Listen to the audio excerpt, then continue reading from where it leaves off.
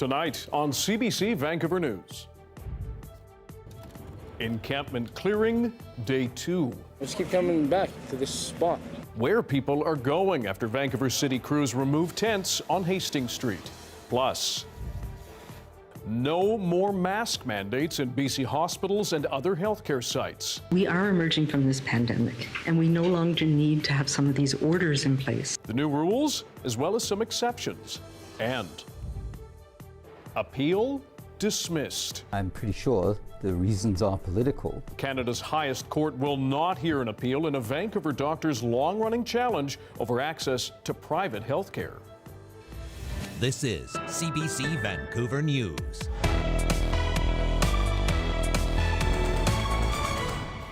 Good evening, I'm Dan Burritt. Thanks for joining us. Anita is away tonight.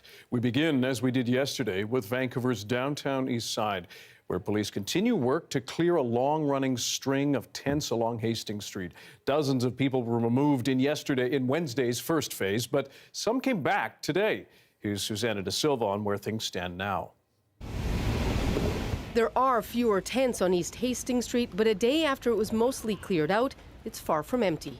Well, I want to go to work, I want to do everything too, but can't do that because we can't get a place to live. This push began 1 block down from where it left off Wednesday. Now it was John Henry's turn to move. It's just the dance, it's bullshit. Cressy Poirier had managed to leave a few belongings, but with the upheaval, new stress. I lost my cell phone yesterday, so I don't know. Trying to look for it while I'm doing this, but the mess is getting bigger, so I'm just hoping I didn't throw it out. He came back when the rain started, but this time he says he's been told nothing can be left behind. It's not like they didn't warn us or tell us or ask us. I know it sucks, it really does, because, I mean, look at the weather, right? A lot of people lost everything they had yesterday. The city says 36 people were moved off the streets Wednesday. 8 were placed in shelters. As for the rest, some went around the corner, in the alleys, or a few blocks away. City officials say the move is a matter of public safety. When you have an explosion or a fire in a park, that is a travesty in itself, and many injuries and deaths have occurred because of that. But when we see them against building, it adds a whole other complexity and danger and risk. Others say the focus should be on housing. It's about $20,000 a year to house someone in supportive housing. It's about $120,000 a year to rely on policing or emergency rooms or shelters. Well, who can I talk to? Go talk to this person. So you go there and then, no, you got to go over here. So I've been down here. Christine has been in Vancouver since December, trying to get her son and his partner housing. Finally, they'll have something May 1st. And I looked really hard. There's nothing, so I don't know where they're sending them. I don't know why. I don't know. You guys have a good day. Susanna De Silva, CBC News, Vancouver. As we saw in Susanna's story, the tent removal is something some people there have been through before. Justin McElroy looks at the recent history of tent encampments in this city and what may come next. The irony this week, impossible to ignore. In the Wall Centre, a giant glass condo named for one of Vancouver's biggest developers, hundreds of politicians met for 2 days to talk about solving the housing crisis. It is a rare opportunity that we have a federal, provincial, and municipal governments increasingly aligned on solving this problem. That was on Tuesday. On Wednesday, on the other side of downtown, this happened. It wasn't the first tent city removal we've seen this decade, and it wasn't the second. Here is a very depressing montage. They forced us here, and so now we're here. And so where are we going to go? City officials have asked for a court injunction that would allow them to dismantle the tent city. So we want to be sure that people are safe and they have an option, a place to move. The campers had come here from another tent city that was dismantled on Thursday. The city went to court to get an injunction to shut it down. Many of the campers marched to this site where approximately 15 people set up a dozen or so tents. BC Supreme Court judge granted an injunction to evict homeless campers at 950 Main Street. They're calling it Sugar Mountain. They say they're going to keep pushing and relocating their community as long as they have to. The city of Vancouver has ordered the eviction of the homeless camp. Get us some real housing. The fences are here to prevent a repeat of what happened last year when the city tried to dismantle the camp. Many people left, but returned a short while later. The province says that can't happen again. When we return to a new normal after COVID-19, we want to make sure that the new normal does not mean people are forced back to the street. 2 months ago, Oppenheimer Park disbanded, but some of those campers ended up here erecting a new tent city. The campers have 15 days to vacate. Moving day at Strathcona Park. At its height, 500 homeless residents called this space home. Our goal is that, everybody who wants to move inside will be moved inside. 400 people live in tents along several blocks of Hastings Street. The order to move the tents came from the fire chief. You're just going to move it for maybe a day and everyone will come back. So, or they'll go somewhere else. So it's not really a solution to the issue. 10 tent cities in 10 years, all within a kilometer of Main and Hastings. The cycle always repeating, and the city more or less admitting this week that this won't change that.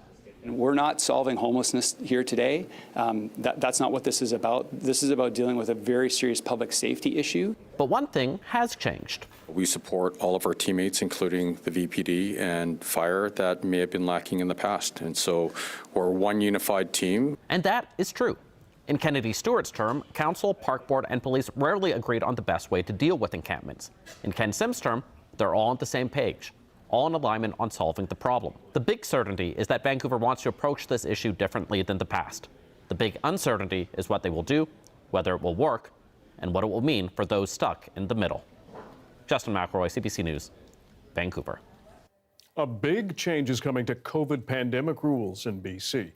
You will no longer have to wear a mask inside a hospital or healthcare setting, with some exceptions. Our Janella Hamilton joins us live with more. Janella, why are these changes being made? Well, Dan, Provincial Health Officer Dr. Bonnie Henry says transmission of COVID-19 and the flu is dropping in every part of the province. So they believe this is the time now to end mandatory masking orders in healthcare settings. As well, visitors to long-term care homes and assisted living facilities will no longer need to do a rapid test or show proof of vaccination. Dr. Henry says the unprecedented influenza season that hit children, in particular the hardest, has eased. Data shows new daily hospitalizations from COVID-19 have fallen from around 40 cases in early January to about 25 in mid-March.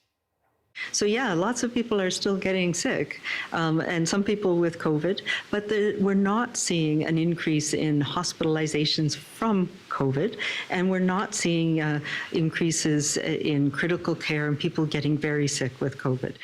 But I think in the next few months, we're likely to be able to say we're no longer in a pandemic. COVID is going to be with us, and we're going to have to be prepared for the uncertainty of next year. Henry says healthcare workers will still wear masks in some settings, and you may be asked to as well. For example, in burn units or near people who are extremely vulnerable. Keep in mind, one rule does remain: all healthcare workers must still be vaccinated. It is a big change, Janella. What reaction are you hearing to this? Well, in a statement, BC Green Deputy Leader Dr. Sanjeev Gandhi says they are disappointed, deeply disappointed with the changes. Today, the BC Ministry of Health and BC Public Health failed to acknowledge the detrimental ongoing impact of the COVID-19 pandemic. There was no recognition of the systemic and potentially destructive nature of the COVID-19 virus. Dr. Gandhi believes the Provincial Infection Control Network of BC and the Provincial Health Services Authority have failed to heed well-established scientific information and advice from experts. Dr. Henry continues to emphasize vaccinations as the key tool to fight the spread of COVID-19. Spring boosters will begin to roll out later this week for seniors over the age of 80, Indigenous people over 70, and anyone 18 and over who is at high risk for severe outcomes. She says heading into the fall, she expects a booster program for all British Columbians, and some mask rules may return. Still, Henry reminds people to stay at home if they're sick and to cough into their sleeves. Dan? Janella Hamilton reporting live. Thanks very much. A long-running legal battle over access to private health care in this country is over. The Supreme Court of Canada has dismissed a BC doctor's appeal in a challenge over the right to access private care. Mira Baines has more on the 14-year battle.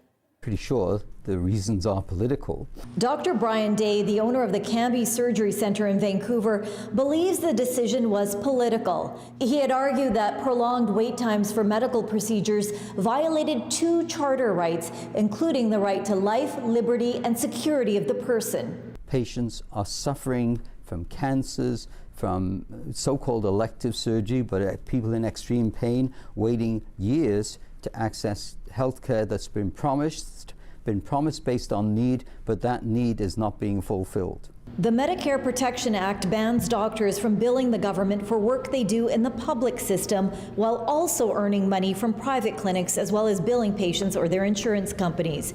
Day argued these rules are unconstitutional because they prevent patients from accessing private medical treatment when the public system can't provide timely care.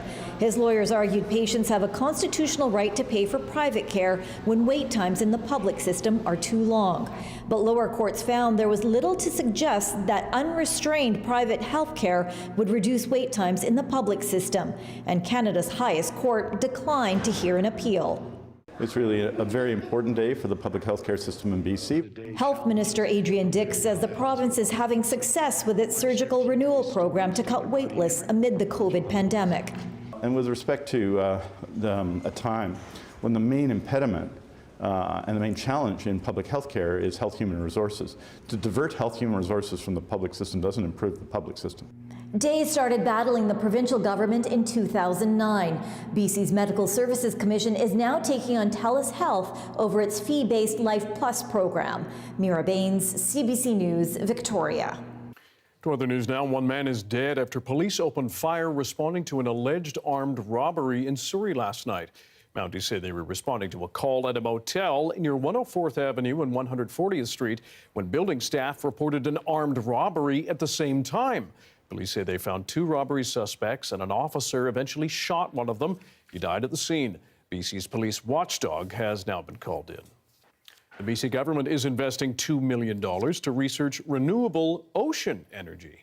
Just imagine capturing the power of the ocean, the surf, the sun, to free communities from needing to rely on fossil diesel fuel for heat and light and transportation and jobs. The money is going towards the University of Victoria's Pacific Regional Institute for Marine Energy Discovery, aka PRIMED. They're working to develop a new type of tidal energy system at Blind Channel Resort on West Thurlow Island.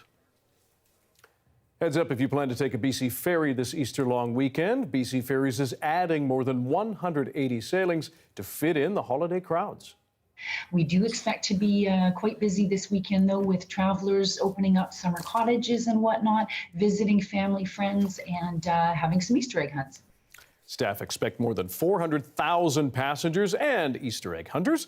To help get more people on board, 128 more sailings are being put on between Tsawwassen and Swartz Bay. Horseshoe Bay to Departure Bay will get just over 40 more sailings, and 16 have been added to the route connecting Langdale and Horseshoe Bay. If you're traveling by air... So this weekend at YVR, heading into the Easter long weekend here in British Columbia, we are expecting to be rather busy out at YVR, expecting about 60 to 63,000 passengers daily. YVR says that adds up to about 480,000 travelers this week, connecting people to 96 destinations across Canada and the globe. Today and Friday are set to be the busiest travel days. Officials remind you to plan ahead, arrive 2 hours early for domestic flights, 3 for international, and know your parking plan if you are driving out there before you arrive. And a reminder for drivers in Metro Vancouver this weekend, avoid the Patullo Bridge. The span will be closed in both directions from 10 p.m. tonight until Tuesday morning at 5 a.m. The closure will allow for work on the replacement bridge project, including concrete patching and moving the seismic warning system. Drivers are asked to use the Portman Bridge or Alex Fraser instead.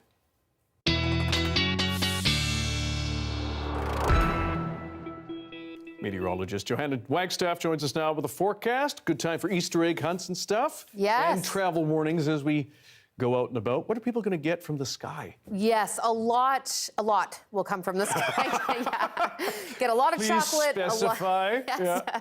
We are looking at a fairly soggy weekend for Easter egg hunts. The Bunny has been warned that we are looking at a couple of systems, but I think we'll find some breaks in there. Right now, not a break, as the latest Pacific system continues to bring rain in across the south coast. Look at this, though, in the radar. Almost a perfect circle around Victoria, the southern Gulf Islands, Bellingham.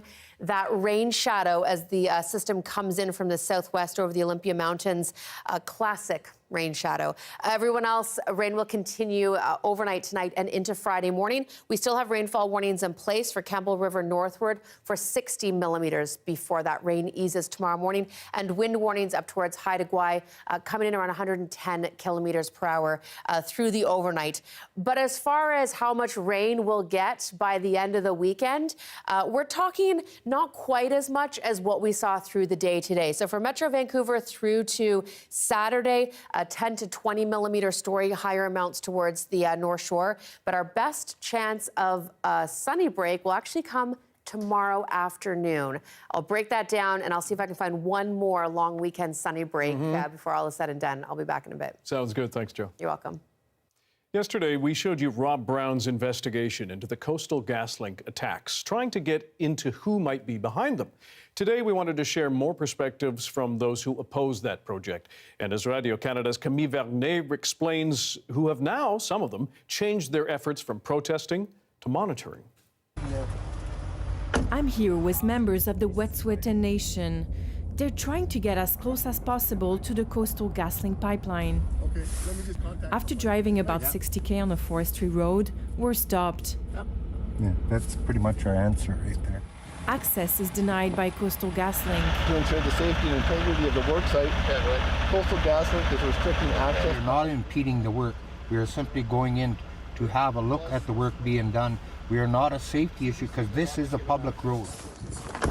Taking a look will have to be done from afar, from a healing lodge a few kilometers away. A drone will be their eyes on the ground. They monitor the pipeline to make sure the rules are followed. And we're trying to see if there is any progress or activity on the receiving end of this crossing. This is the Maurice River. Crossing it has been one of the most contentious parts of the project. I heard they were stuck under there. That was the rumor. Yeah, I heard the same rumor. It's just hard to find confirmation. And that's why we're here monitoring. They are supposed to be finished. They are not supposed to be doing any damage to any of the creeks or rivers that are fish or salmon habitat. Hereditary Chief Namox has been fighting to protect this river for years. And this river here is actually our main salmon-bearing river. This is what we call the very heart of who we are. This is the vein of our people, this river system here. The Maurice forms part of the Skeena watershed, a group of rivers and creeks the size of Switzerland, according to Greg Knox, who does salmon conservation work in northwest BC. The southern part of the watershed. His biggest concern, the sediments released in the water by the construction of the pipeline. It can choke out the eggs that salmon lay in the gravel, because water needs to flow through the gravel to bring oxygen to those eggs over the winter. He says the government and Coastal GasLink haven't kept their promises to protect fish. They're causing these impacts, and the government's doing really nothing about it. They're not holding them accountable. In an interview with CBC, TC Energy says river crossings have gone well. We've completed 9 safely so far, and the Maurice River is our 10th that we're completing, and we've had no environmental challenges to date. The Environmental Assessment Office said in an email it has conducted almost 70 inspections and has warned TC Energy almost 70 times over environmental violations. Like as far as I can tell. Back in Hazelton, the team is reviewing the footage. Looks like they were doing what they were supposed to. If they uncover wrongdoing, they share it with the regulators. Shannon MacPhail said the response she got back made her lose faith in the system. What we have uncovered is systemic failure at every government level, both provincial and federal, to monitor this pipeline and to ensure compliance and enforcement is happening. And as a person who has lived here for multiple generations, That's not okay. Salmon are a major part of our economy. They are a major part of ecosystem integrity. Other pipelines are being proposed in the region, and they're afraid the impact on the environment might last for generations to come. The future is clean air, clean water, and food security. The future that we have is freedom for our children, and it is not to be governed by an industry or a government that will listen to industry over its own people. With eyes in the sky, they vow to stay vigilant and promise to hold both companies and government to account. Camille Vernet, Radio-Canada, Houston. Boosting spirits and reviving resumes. Canada's economy has added new jobs again over 7 months. But some are still benefiting, others are not. More on that after the break.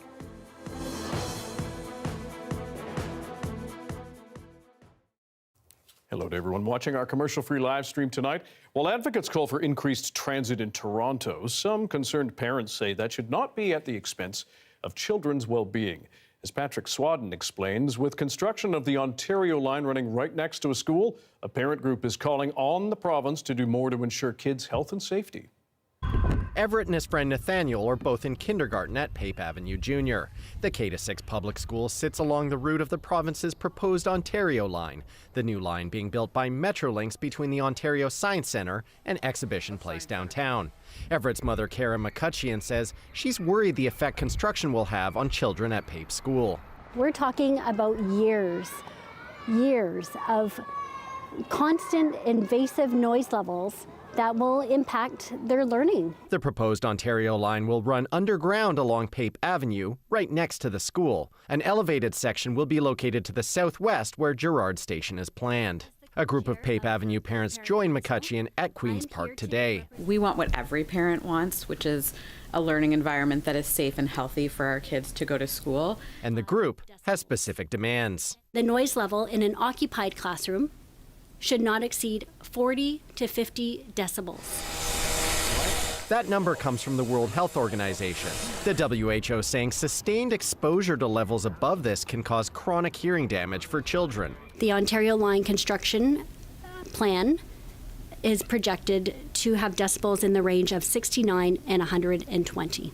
McCutcheon's group has submitted formal requests to both Metrolinx and the Minister of Transportation. She says Metrolinx has formed a committee that's met with them, but stopped short of promising a noise limit. It's drawn the ire of NDP MPP Peter Tabbins, who represents the riding. What I'm asking the Minister, Speaker, is to tell Metrolinx to set a standard that they will be held to. It will require investment, but we need to have an agreed standard. World Health Organization is the right one to protect the children and protect the learning environment. I want to assure families that Metrolinx is committed to ensuring that the highest levels of safety standards are maintained throughout construction, because we all agree the Ontario line needs to be built. Mulrooney says Metrolinx has installed a noise level monitor by the school, but wouldn't commit to WHO guidelines. That's left McCutcheon hoping for more. Metrolinx has the resources and they have the time to plan and do this properly and to protect our children. Patrick Swadden, CBC News, Toronto.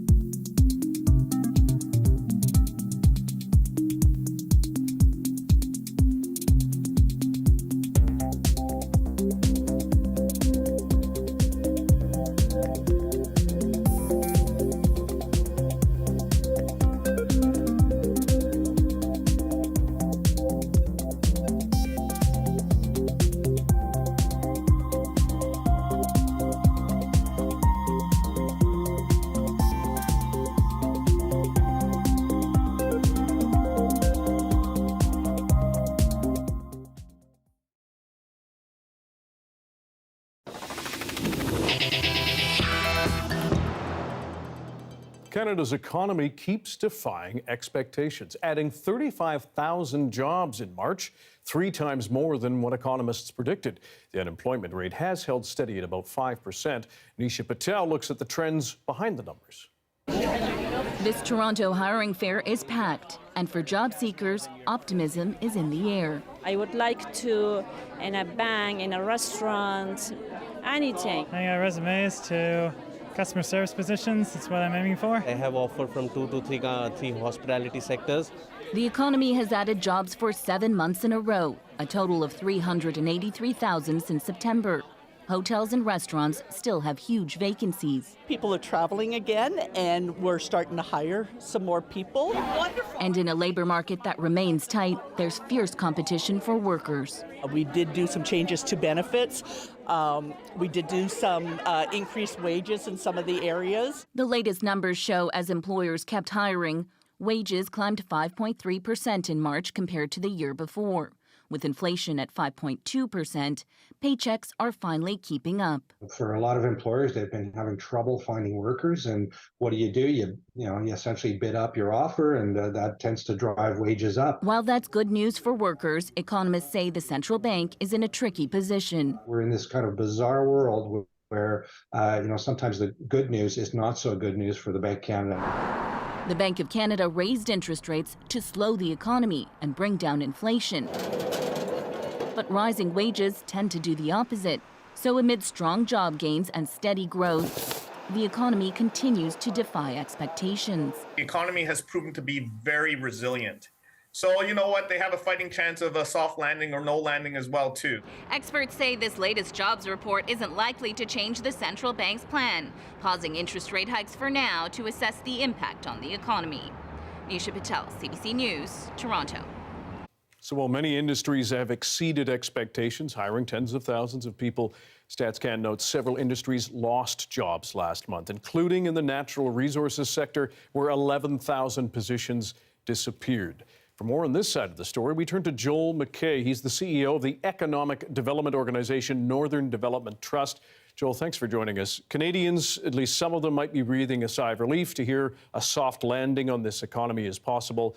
We've seen numerous mill closures in BC's north recently. How is the picture looking there right now? Yeah, it's a bit of a mixed bag. We're definitely seeing job loss in the private sector through continued industry consolidation in many of our communities that are reliant on the forestry sector as their primary employer. To juxtapose that, though, we still have significant employment because of major projects that are going on in the north right now, particularly Coastal GasLink, LNG Canada, and Site C. So that will continue for the next couple of years. I think the big question comes, what happens in the middle of the decade when we have reached, maybe the end of the current period of forestry consolidation, but also the end of construction of major projects. And how do closures like what we've seen in Prince George, Houston, Chetwynd, elsewhere affect the larger community? Because we certainly see the impacts in those smaller communities.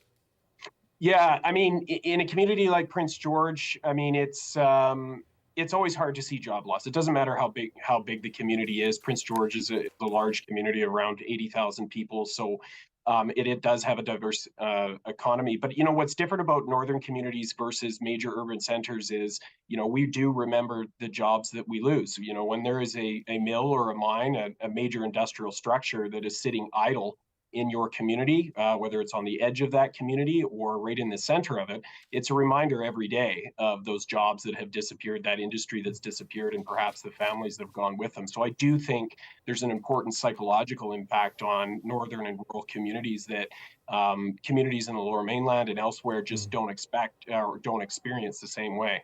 In terms of the actual economic ramifications, that's different for every community. Prince George will be able to absorb this because it is a large, diverse city. That's not to say that it doesn't have an impact. It certainly does. It is 300 jobs lost out of the latest announcements, and we usually use a factor of 3 to talk about the indirect job implications there. So another 900 jobs are impacted in some way. But when you get to smaller communities, you see different impacts. In Chetwynd, there's definitely a different impact than in Prince George.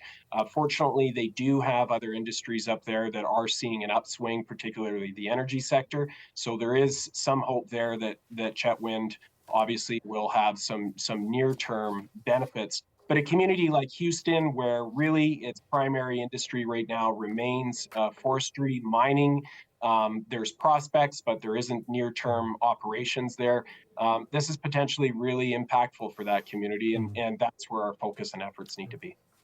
Joel McKay, CEO of Northern Development Trust, we appreciate your time. Thank you for joining us. Thanks for having me. 5 years after a horrifying, deadly crash in Saskatchewan, the lessons learned and mistakes still being made. That story's next.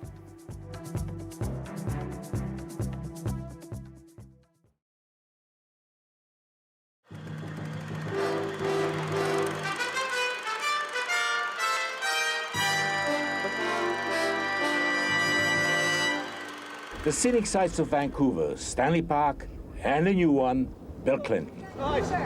Whatever Clinton did, whether it was pursuing his personal battle of the bulge, going to church, or sailing around Vancouver Harbor, he was the center of attention. He was the star of the summit, as Mikhail Gorbachev used to be in the 80s. It's not just that Clinton is the new boy on the block. He's, after all, also the leader of the only superpower left. But if Boris Yeltsin no longer carries the clout of his predecessors at these summits, he still has a big stick. And an American president must still take that Russian clout into account. I don't mind saying to this whole assembly that I told President Yeltsin I very much regretted the submarine incident. The accidental collision between a Russian submarine and an American one recently off the coast of Russia was a reminder that Moscow is still a nuclear military power to be reckoned with. The two men said they discussed further reductions in arms and also ways of stopping conflicts such as Bosnia. We discussed what might be done to see to it that all participants in the Bosnian conflict support the UN position. The UN is depending on Moscow's support in Bosnia, but Yeltsin has been under pressure from Russian nationalists to distance himself from the UN and support instead the Serbs, Russia's traditional allies. If Yeltsin should be replaced by his opponents in Moscow, those nationalists would likely get their way. Yeltsin treated the question of his political future with caution and humor. At the moment, today I say, there is no alternative to Yeltsin. Perhaps there will be one tomorrow, but certainly not today. This afternoon, when the Russian leader flew off to his uncertain future in Moscow, he at least had a few more financial weapons to help him in his fight for survival. The most important outcome of the Vancouver summit is not the money that will go to Moscow, nor the agreements on Bosnia or submarines. What happened here is that on his first summit outing, Bill Clinton bet the bundle on Boris Yeltsin. Joel Schlesinger, CBC News, Vancouver.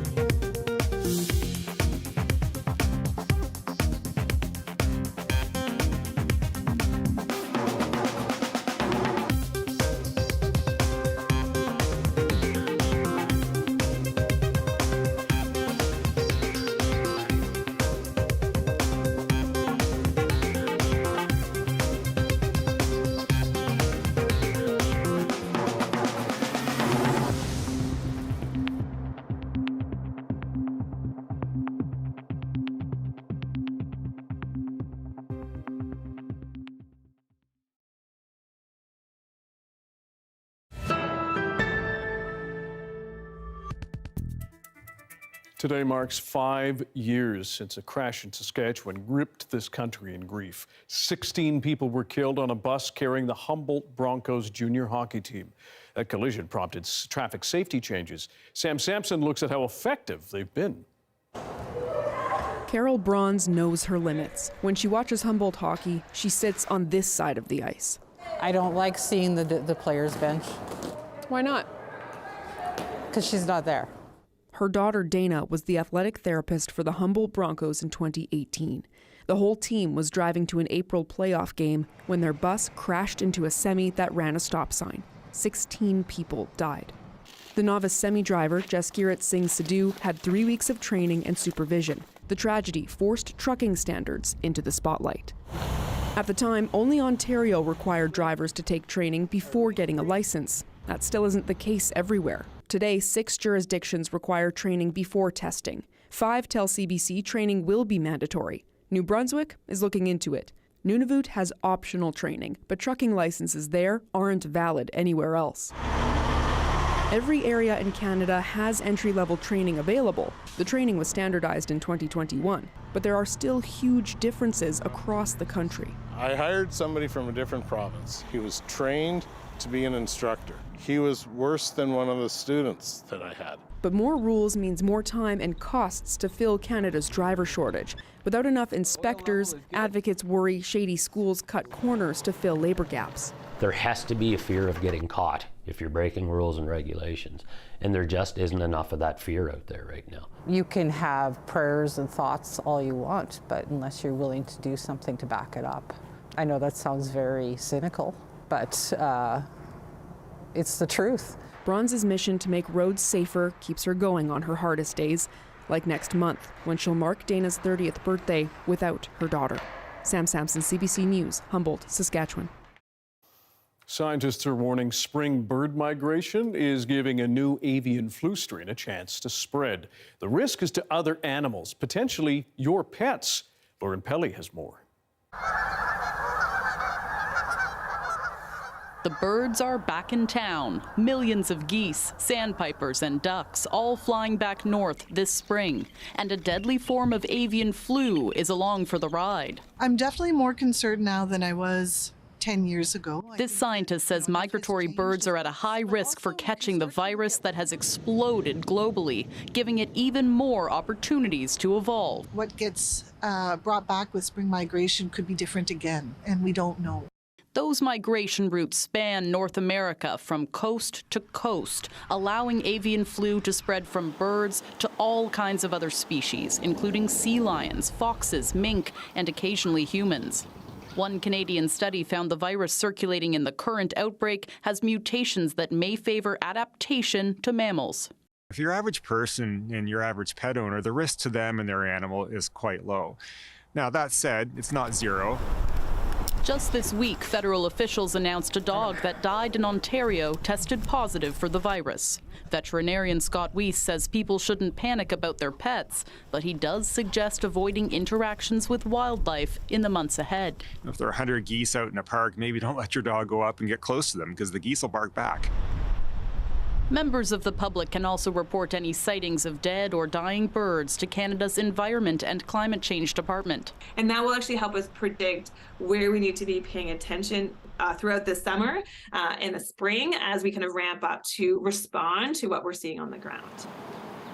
The hope is that by now, a growing number of birds may have built up immunity to the virus. But with so many traveling all at once, scientists are bracing for a challenging stretch ahead. Lauren Pelly, CBC News, Toronto. A late blast of winter has left 1 million Quebecers in the cold and dark. Efforts to get the power back on after this.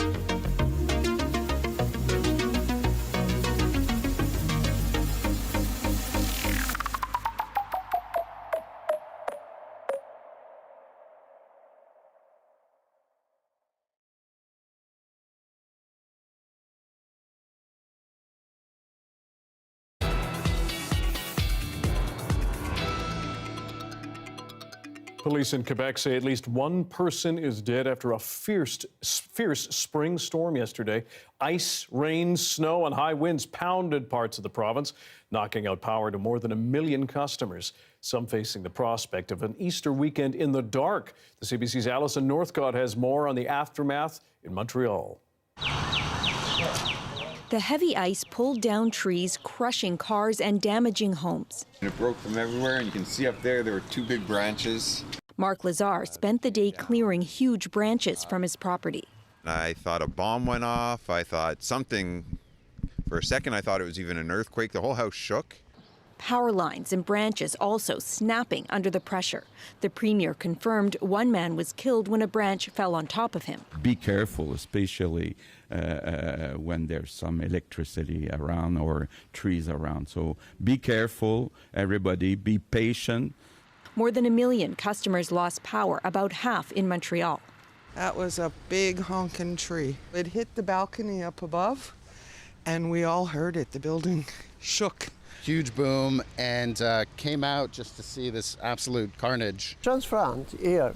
A close call for Jean-Guy Tremblay, whose car was hit by a falling tree. I heard a noise. It was, other tree was crashing. I just jumped and scratched the mirror of my car. So it just missed you? Yeah. A major cleanup is underway with more than 1,000 hydro workers deployed.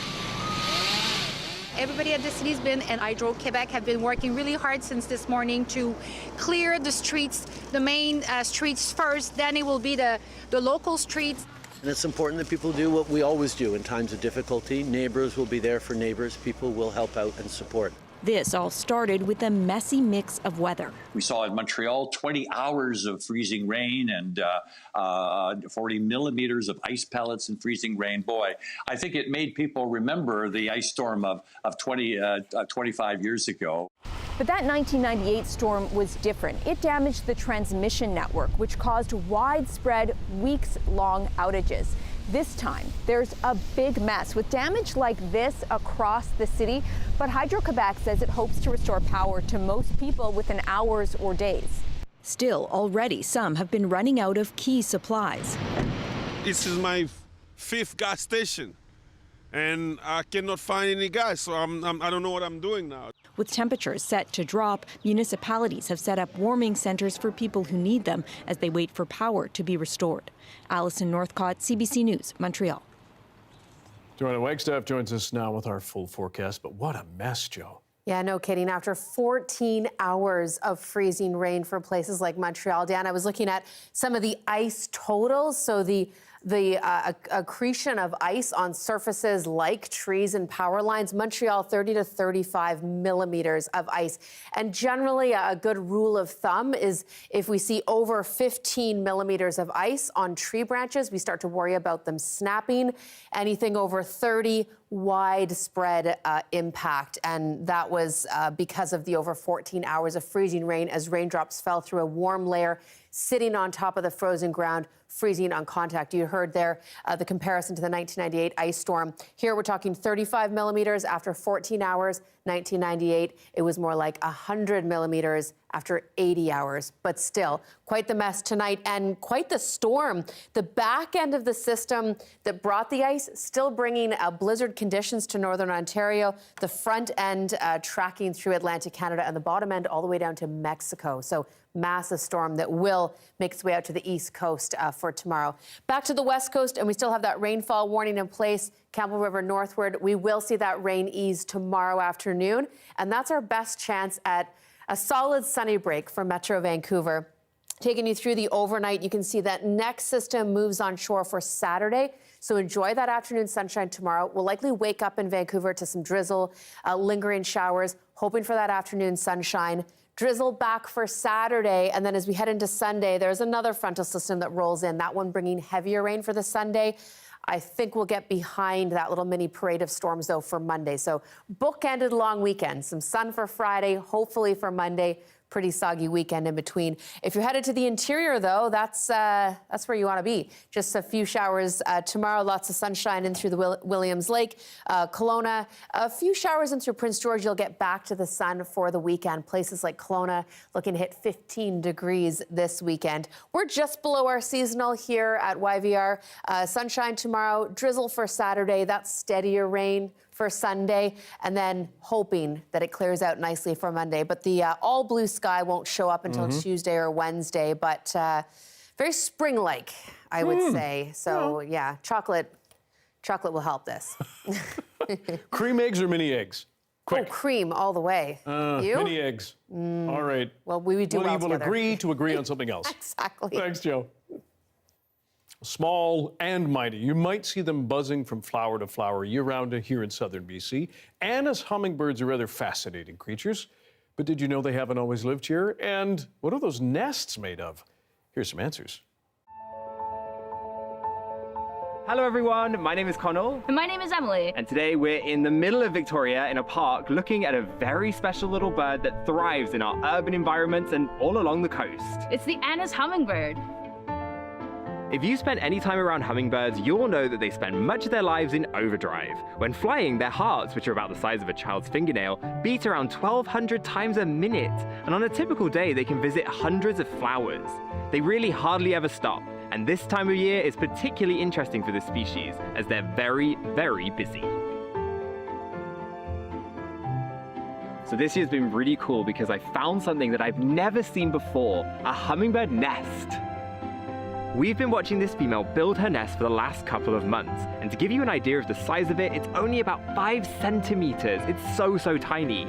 She's using little pieces of moss, lichen, and fur to develop that soft little bowl. Then she does something remarkable. She's weaving spider webs around the nest.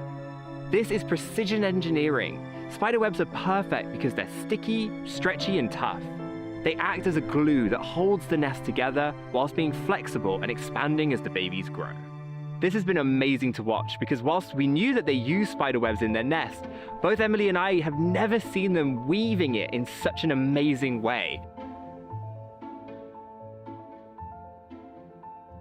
I'm set up here today. I got my camera. Here we've got a lot of birds hanging around, so I thought this would be a good spot to set up. I'm mostly seeing the males around here today. I mean, that makes sense, seeing as the females are pretty busy right now. Seeing these birds for more than a few seconds can be tricky, and filming them is even harder. My job today has been a challenge for sure. But wow, does that hard work ever pay off? I love hummingbirds so much, and I admire their industrious qualities and how hardworking they are, and I'm just in awe to see how many are around here throughout the year on the West Coast. Until about 50 years ago, these birds only resided in Southern California, but they gradually began to move northward in what is often described as one of the most remarkable range expansions to occur in a North American species. Now in British Columbia, they are permanent residents, benefiting from the mild temperature year-round and living off the native flowers, insects, and feeders through the winter. If you live around the south coast and here on the island, you'll see them everywhere. Today we've been seeing hummingbirds flying around defending their food sources and territory.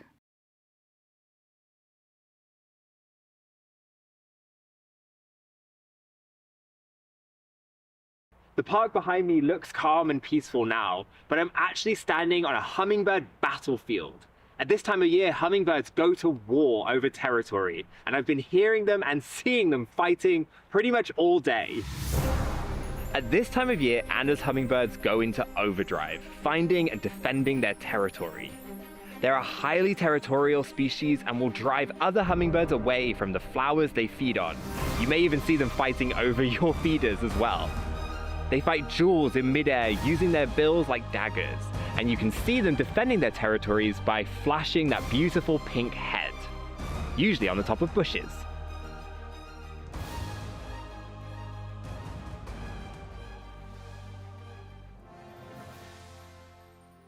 Now we're back at the nest that we saw the female hummingbird making earlier. We've skipped forward a bit, and we can happily tell you that she has safely had 2 babies.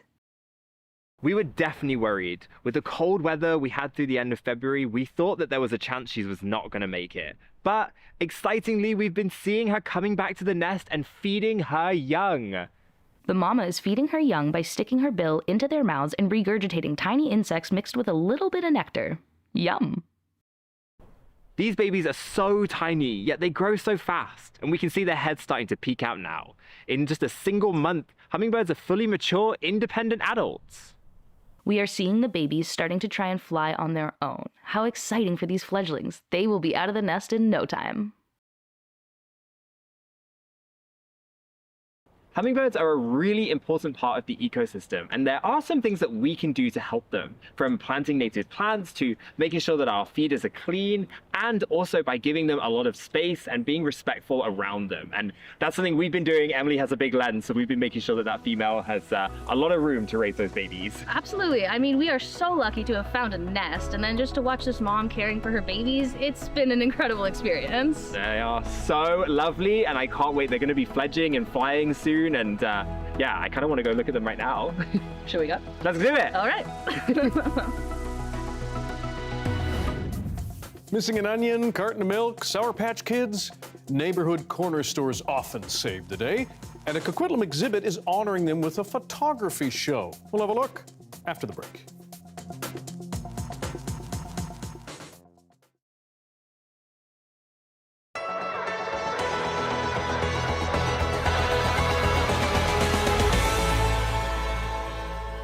So basically it was a lot of research we went through. A lot of our team members helped us find different solutions on how to make a scent, and we also wanted to be completely eco-friendly. So we decided on essential oils, a mixture of those to create the perfect scent based off of Windsor, and that makes it organic and vegan as well. And then from there we just took a weekend aside, made it, and bottled it all up for sale. So where did you get your inspiration from for some of these different, very Windsor things? We basically decided to think of really recognizable landmarks in Windsor. So the waterfront scent is inspired by the Windsor waterfront. Everybody recognizes that. And then Jackson Park, it's a beautiful park in downtown Windsor. So we wanted to do a floral scent for that. And then Ojibwe Park is really known for their cedar trees, and we wanted to do like a woodsy smell as well. So now we're going to do a little scent test. Okay. Oh. I'm not good with my scents. I'm realizing it in this very moment. This is going to be hard. I want to say Riviera Blue. Yeah? Exactly. Yeah. It smells blue. I don't know. I don't know. It's like there's that fresh waterfront feeling. Okay. Awesome. Great. Okay. Next. Oh, this is Jackson Park. Oh, no, it's the cedar one. Yeah, Cedar Rouge. There we go. I told you I'm not good with this with smelling. Okay, let's smell the last one, even though I know which one it is. Oh yeah, that's much more florally, isn't it? Yes. That's lovely.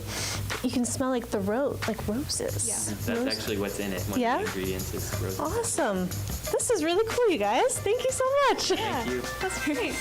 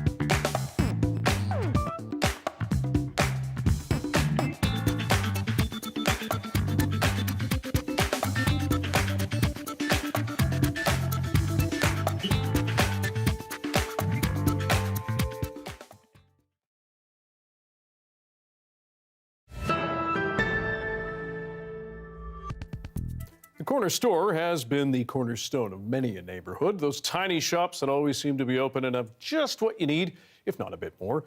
But But those businesses seldom get the recognition they've earned. As Lisa Christensen finds out, it's why the Coquitlam Heritage Society decided to create a photography show chronicling the lives and spaces of the mighty corner store.